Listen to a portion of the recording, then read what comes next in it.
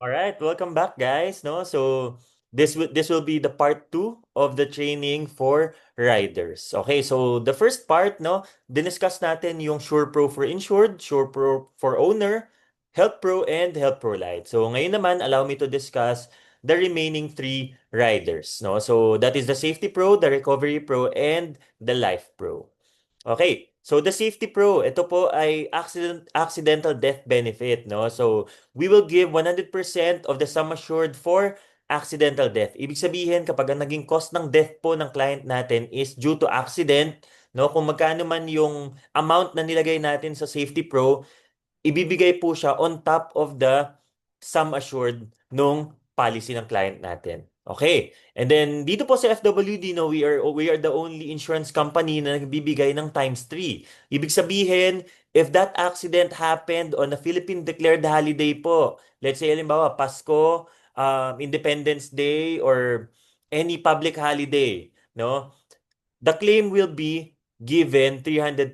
No? So, ibig sabihin, kung 1 million po yung nakalagay dito sa Safety Pro and nangyari yung accident on a Philippine holiday, the payout will be 3 million on top of the life insurance.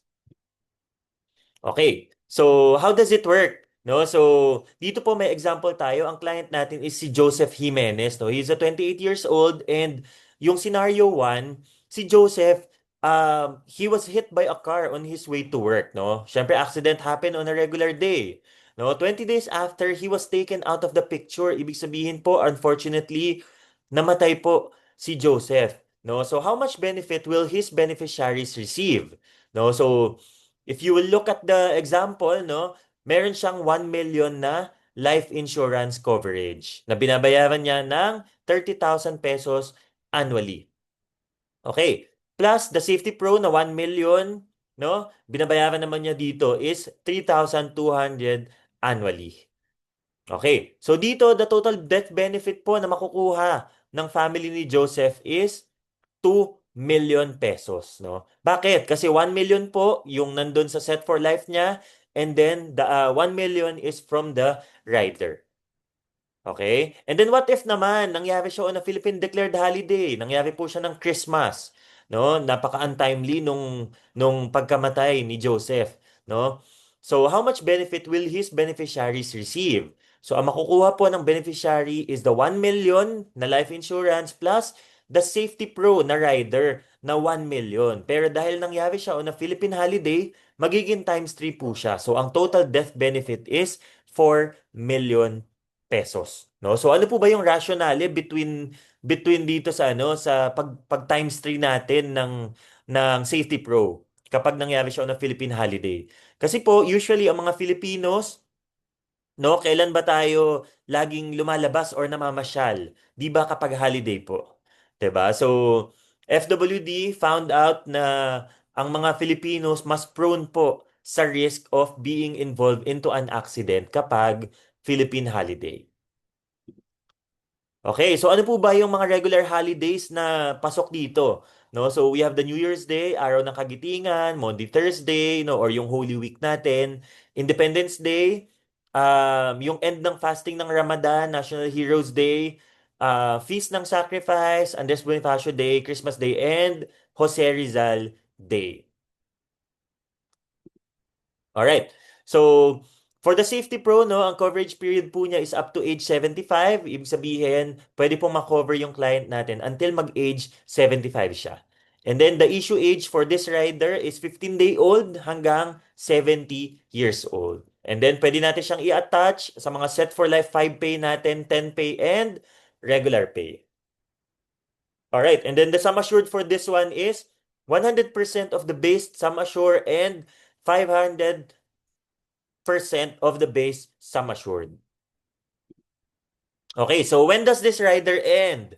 The date the premium paying period ends. No, ibig sabihin kapag natapos na po yung paying period nito, tapos na din po yung rider. And then the date when we approve the claim, kapag halimbawa po nag-submit tayo for claim, nag-process tayo ng claim, no? Once na ma-approve po, um, matatapos na po yung specific rider. And then the date we approve your request to surrender or cancel this supplementary benefit. And then next is kapag lumagpas po tayo ng 31 days after the grace period. And then next, kapag na surrender po tayo, nag-cancel or na-terminate or na-expire yung ating base policy. Okay, so when do we not pay the benefit for the Safety Pro? Kapag po ang naging cause ng accident is due to unlawful acts, no? So ibig sabihin po, um nung nangyari yung accident is meron tayong naka-road rage, no? Nagkaroon tayo ng road rage, that's the example. Tapos hinabol po natin and then nagbeating the red light tayo or halimbawa wala na po tayo sa proper road, no? Halimbawa nag-counterflow na po tayo. And then the accident happened and then namatay yung client natin doon, no? So that is considered po as unlawful act. Okay? And then sa Safety Pro po, dito is we also do not pay the benefit kapag due to acts of war. Alright, so that is our Safety Pro. So next naman po is our Recovery Pro. Ano naman po ito? No, ito po yung ating daily hospital benefit, no? So ano po ba yung reason bakit tayo naglagay ng Recovery Pro? No? So 'di ba po kapag yung client natin is na-diagnose sila ng any illness na na-confine sila, let's say, halimbawa, dengue, UTI, or any confinement kasi nilalagnat sila or trangkaso.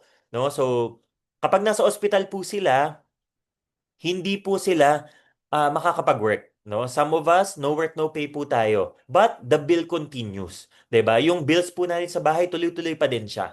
So, ang purpose po nitong Recovery Pro is pinapalitan natin yung income na nawawala sa client natin. Okay? So, dito po, claim 100% of the benefit for each day of the insured's hospital confinement. No? So, for the ICU naman, 200%. Okay. So, for the daily hospital benefit, halimbawa po na-confine. No? So, dito po, kailangan po minimum 3 days naka-confine yung client natin to be considered it as recovery pro. Okay? So, two or more separate hospital confinements due to the same cause shall be considered as one continuous hospital confinement. No? So, ibig sabihin po, let's say, halimbawa, dinala tayo sa hospital A for dengue, for example. And then we stayed there for 2 days. And then for some reason, kailangan tayong ilipat ng hospital. Let's say a bigger hospital. No? So, kapag nilipat tayo ng hospital, that is our third day. No? So, consider po siya as hospital income claim. Okay. And then lifetime limit po nito, we only cover this for 1,000 days. No? So for hospital confinement, up to 1,000 days po siya. No? So syempre hindi naman po natin sana maubos yung 1,000 days. 'Di ba? And then for the ICU naman po is 365 days na out of the 1,000 days. Okay? So ibig sabihin po, kapag nagstay tayo sa ICU for 365 days, ibabawas po siya doon sa 1,000 days na total limit. Okay, so syempre meron po itong waiting period, no? So the medical condition first occurs is first diagnosed or symptoms leading to the diagnosis of the medical condition are first experienced by the insured person after the 30-day no claim period, no? So ibig sabihin po, sa hospital income natin, meron tayong 30 days. No, meron tayong 30 days na no claim period.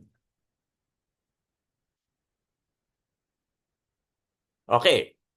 And then, no, the hospital confinement po, dapat nangyari siya dito sa Philippines, no? Kapag outside of the Philippines po, hindi natin siya kino-cover.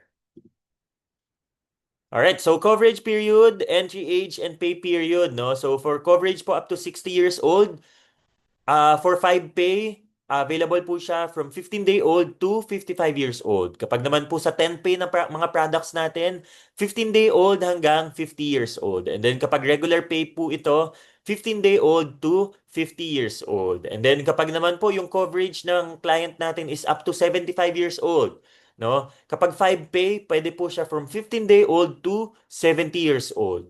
And then kapag 10 pay naman, 15 days to 65 days, 65 years old.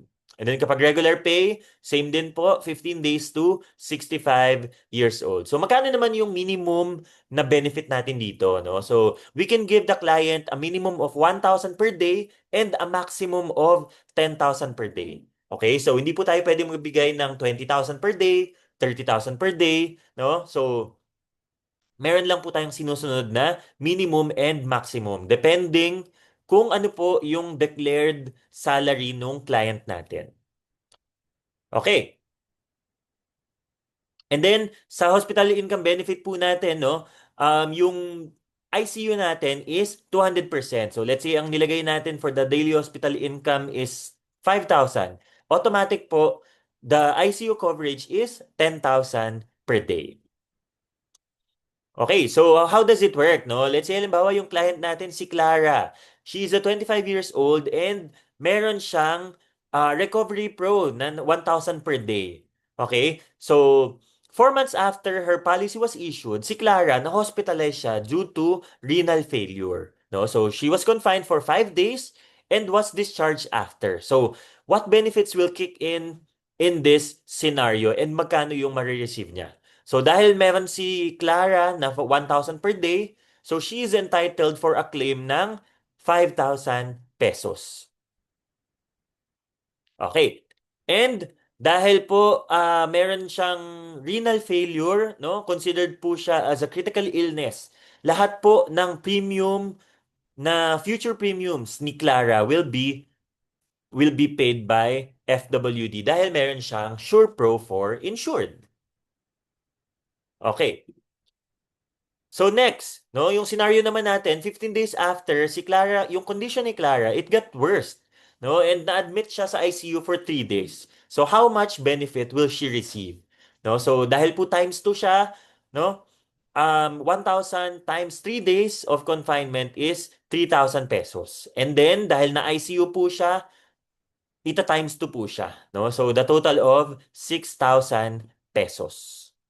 Okay. So, percentage of the income to be covered is at most 80% for adult insured and 50% for juvenile insured. Okay? So, ibig sabihin po, for juvenile insured, financial underwriting will be applied on the policy owner. Kung sino po yung policy owner, siya po yung i-underwrite ng mga underwriters natin.